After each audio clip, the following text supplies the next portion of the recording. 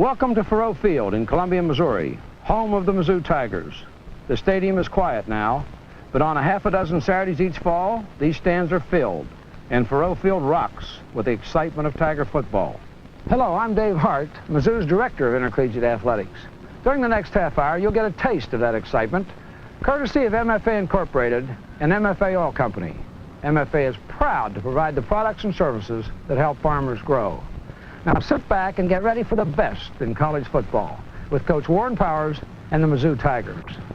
Activity as students begin the annual fall ritual of college life. It is a time for renewing friendships and recounting vacation adventures. It is a time for adjusting to the demands of academic life. During the week, an empty Faurot Field waits, silently anticipating the Saturday explosion.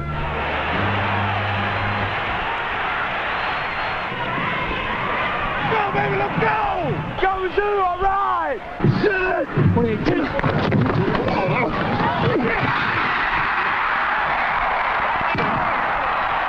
Each year, the Tigers of Mizzou thrilled their fans with stunning upsets and hard-fought victories. But in 1981, the Tigers would be severely tested. A young squad, thinned by graduating seniors, would gain its experience the hard way, in the heat of battle. For the Tigers of Mizzou, 1981 would be a year of challenge.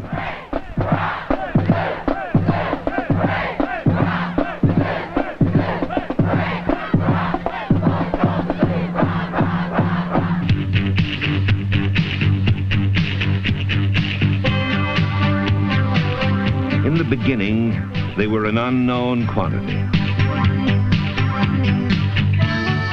A small nucleus of seniors headed a roster of strange names and unfamiliar faces. But opposing teams quickly discovered that the Tigers' lack of experience was painfully deceptive. This Tiger squad played with the enthusiasm and gut-level desire that characterizes every Missouri team. Exhilarating victories and painful defeats marked the 1981 season. But in the end, this young team emerged with a calm assurance of experienced veterans. Bring the ball back now. Let's go, man. Let's go. Oh, that's the way to catch it. The Missouri coaching staff had mixed emotions coming into the 81 season. 7 of their departing seniors had joined Kellen Winslow, Roger Worley, and 9 of the former Tigers in the NFL. As a former pro himself, head coach Warren Powers was pleased with the success of his departing players. But their absence meant that some key positions would have to be filled with young, untested players. And in college football, inexperience is always followed by a big question mark. When you have a large graduating senior class, you have those young, hungry players that are behind them that eventually could be better than the players that you lost. You just don't know about them. The fans don't know about them. We as coaches really don't know what they can do, how far they can go and develop as a football team. Junior flanker James Cava was a good example of that kind of development. As a walk-on, number 82 knew that it would take more than just a good performance. Being a walk-on, you have to work harder, you have to hustle. Yeah, I mean hustle. And you can't give up, you just gotta keep on it, you know, because something sooner or later is gonna break. And things did break for Cava, as he finished number 2 in the Big 8 in receptions and brought Mizzou fans to their feet with his heart-stopping punt and kickoff returns.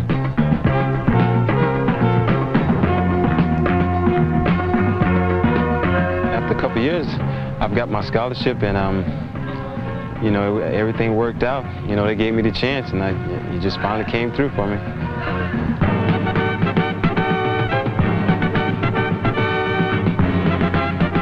Number 17, Kirtland Thomas, was a sophomore flanker who also got the adrenaline flowing in Missouri fans with his aerial snags in heavy traffic.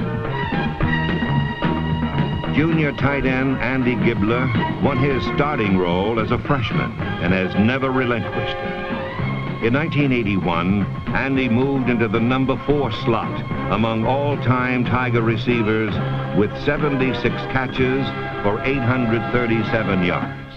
The guy's going to drop off. The ball's kicked this way. If the ball's kicked on this side, that man's going to drop off. That's it. Don't rough him.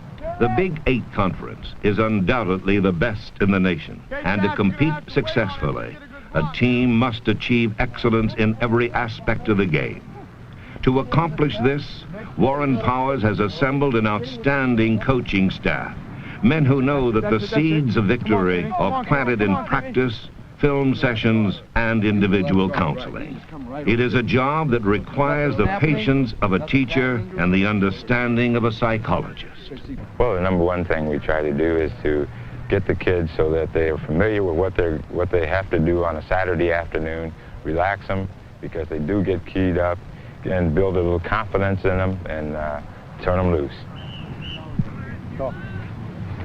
As running back coach, Bill Thornton was hit especially hard by the graduation of superstar James Wilder.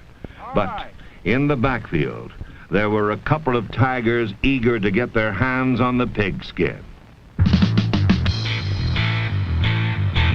Senior Bob Meyer finished his career with a bang, leading all Mizzou rushers with 800 yards and 6 touchdowns.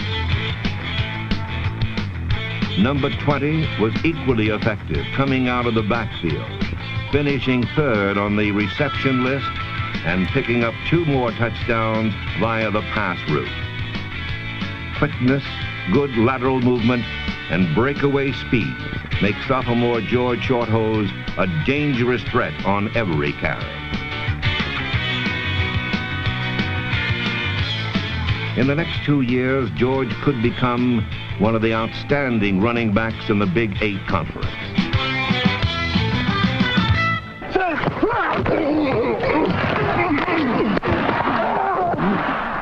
Life in the trenches is rough, but All-American center Brad Adelman has thrived in this valley of crunch during the past 4 years.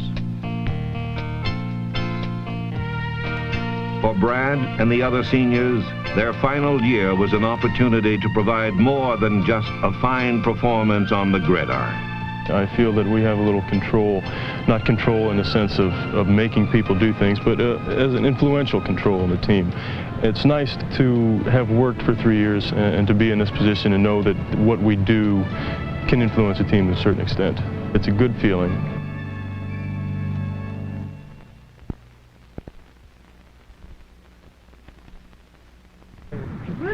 Throughout its long history, Mizzou has always had a proud tradition of winning football.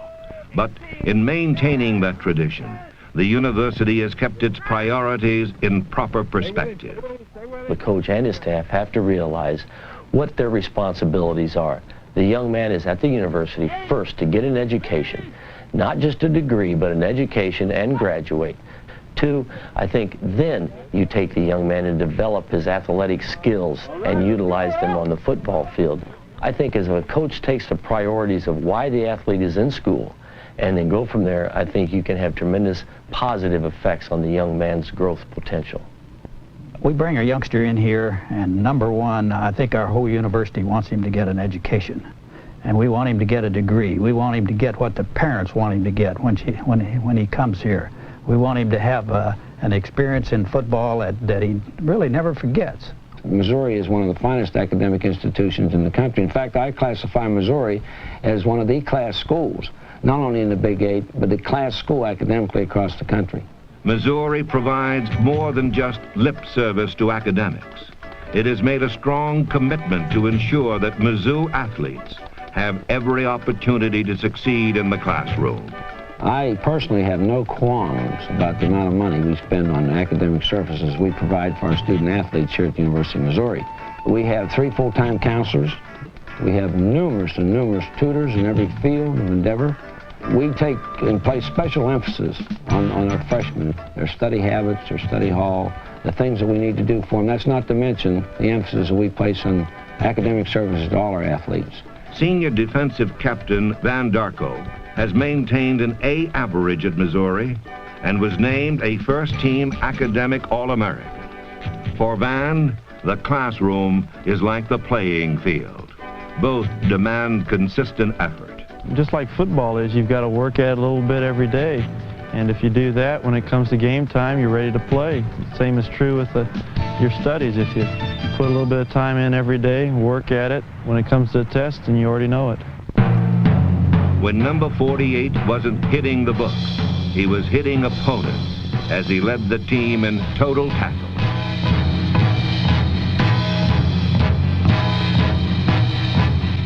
All-American tackle Jeff Gaylord, number 61, spent most of his time in the enemy backfield, crushing offensive attacks with frightening intensity. Number 99, Randy Joseph, was equally intimidating, shutting down plays before they could ever develop.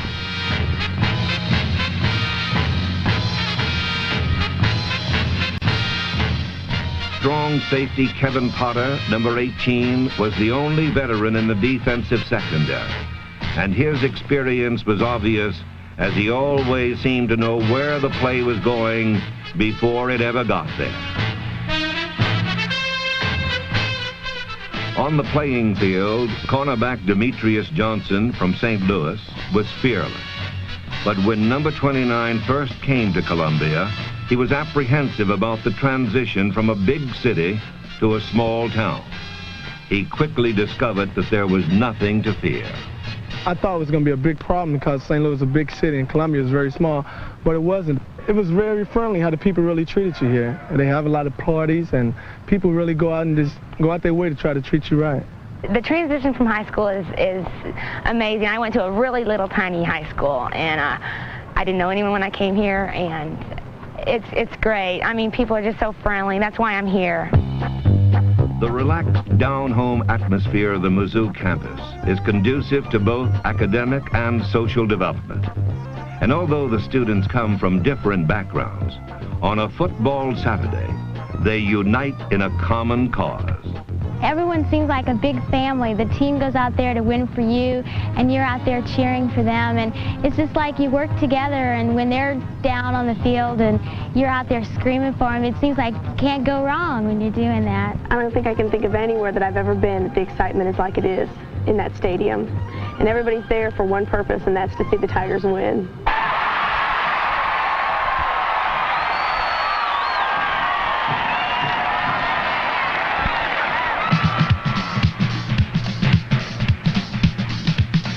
There is nothing to compare to the color, pageantry, and excitement of a Missouri football game. But for opponents, an afternoon at Faurot Field can seem like a lifetime, a fact that Kansas State discovered on October 10th.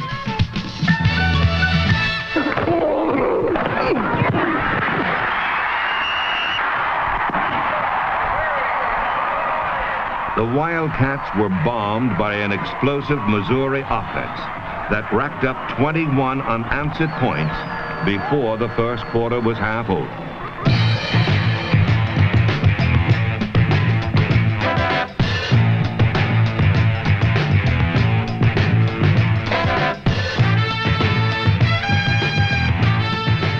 Quarterback Mike Hyde dissected the state secondary with the precision of a skilled surgeon, hitting 15 of 25 for 202 yards and 1 touchdown.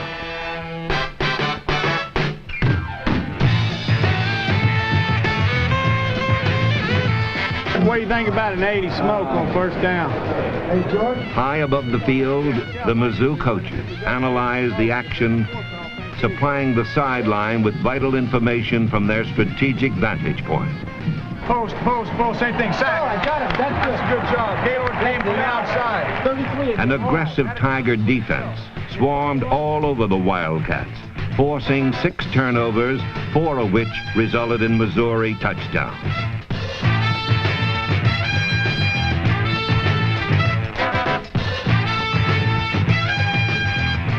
When State challenged with a score in the third quarter, Mizzou responded with a 60-yard march to the 1-yard line and a nod to Bob Meyer. First and goal at the 1 is Hyde. Brings Thomas in motion from left to right, handing off to Meyer over the right side. Touchdown! Bob Meyer from 1 yard out. The Tigers continued to romp as moments later, Jeff Gaylord forced a safety, setting up a 46-yard gallop by James Caver on the ensuing free kick.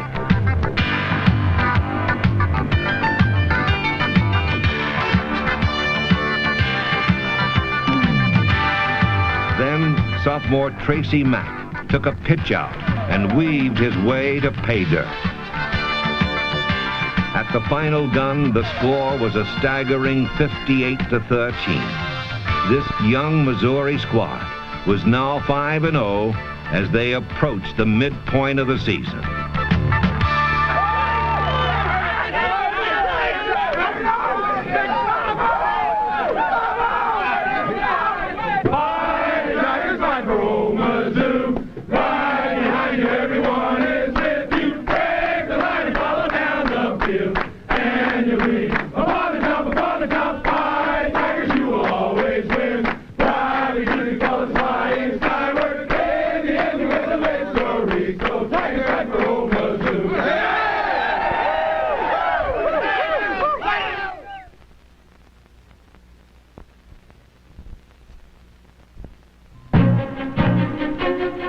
The Iowa State Cyclones burst Missouri's bubble on October 17th, but the Tigers had little time to mourn the loss. The following week, one of their arch rivals was coming to town, and it would not be a social call. In their previous 2 games, the Cornhuskers of Nebraska had averaged over 700 yards of offense per game. Mizzou would slice that figure in half.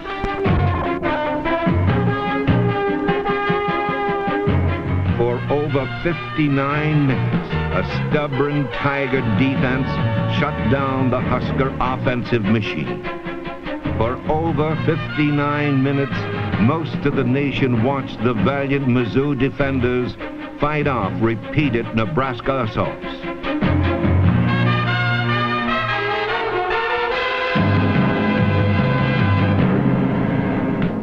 But the Huskers finally scored with less than 25 seconds remaining. And with time running out, the Tigers made one last attempt. But on this afternoon, it was not to be.